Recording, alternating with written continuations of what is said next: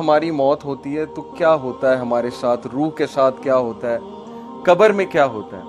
تو قبر کے حوالے سے انشاءاللہ ایک حدیث میں آپ سب سے شیئر کرتا ہوں. پروفٹ صلی اللہ علیہ وسلم سیڈ، بہت لمبی حدیث ہے لیکن میں آپ کو وہ بتاؤں گا جو بیسیکلی کرکس ہے اس حدیث کا.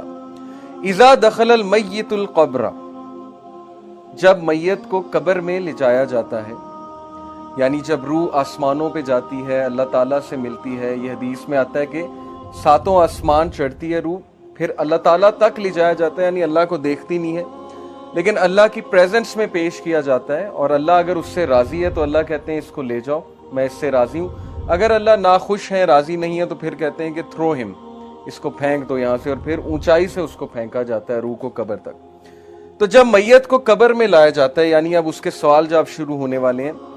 مسلت الشمس عند غروبها، تو قبر میں اس کو میت کو سورج غروب ہوتا دکھایا جاتا ہے.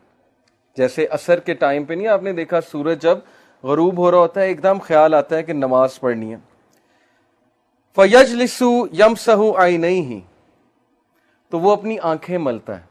جیسے ہم سو کر اٹھتے ہیں نا اپنی آنکھیں ملتے ہیں، تو وہ اپنی آنکھیں ملتا ہے اور دیکھتا ہے کہ سورج غروب ہو رہا ہے. وَيَقُولُ، تو وہ کہتا ہے دعونی اصلی، کہ مجھے نماز پڑھنے دو، عصر کا وقت جا رہا ہے، مجھے نماز پڑھنے دو. تو فرشتے مسکرا کر کہتے ہیں کہ وہ ٹائم ختم ہو چکا ہے، نماز کا ٹائم اب ختم ہے، اب نماز نہیں پڑھنی، اب حساب کتاب ہوگا. تو اسکالرز یہ حدیث کوٹ کر کے یہ کہتے ہیں کہ دیکھیں دس شوز کہ اس بندے کی پریفرنس کیا تھی، اس کی فکر کیا تھی. جب وہ دنیا میں تھا، سورج غروب ہوتے ہی اسے پہلا خیال یہ آیا ہے کہ میری نماز نہ رہ جائے، کہیں عصر کی نماز نہ رہ جائے تو میں عصر کی نماز پڑھ لوں، اس کے بعد بات چیت کرتے ہیں. یعنی اس کا کانشیس ابھی تک نماز کے اندر ہے. اور یہ چیز بہت سے میڈیکل ڈاکٹرز بتاتے ہیں. میں ایک لیکچر سن رہا تھا ایک اسکالر کا، انہوں نے بڑی زبردست بات کی.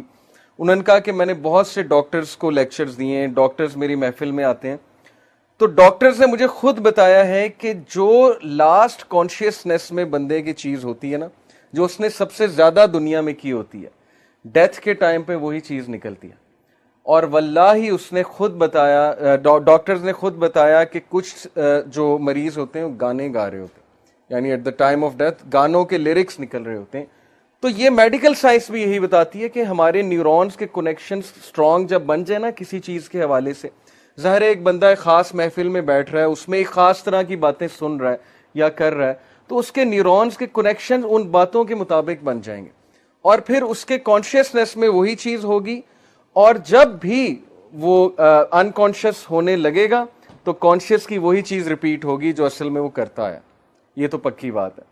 تو یہ وہ شخص ہے جس نے نماز کو بہت فوقیت دی دنیا کی زندگی میں، اور اس کی فکر ہی یہ تھی کہ میری نماز نہ نکل جائے، نماز نہ نکل جائے. تو یہ حدیث سنانے کا مقصد یہ تھا کہ اس کے لیے نماز میٹر کرتی تھی دنیا کی زندگی میں. اس لیے قبر میں جا کر بھی اسے یہی خیال آیا کہ ہائے میری عصر کی نماز نہ نکل جائے. تو دس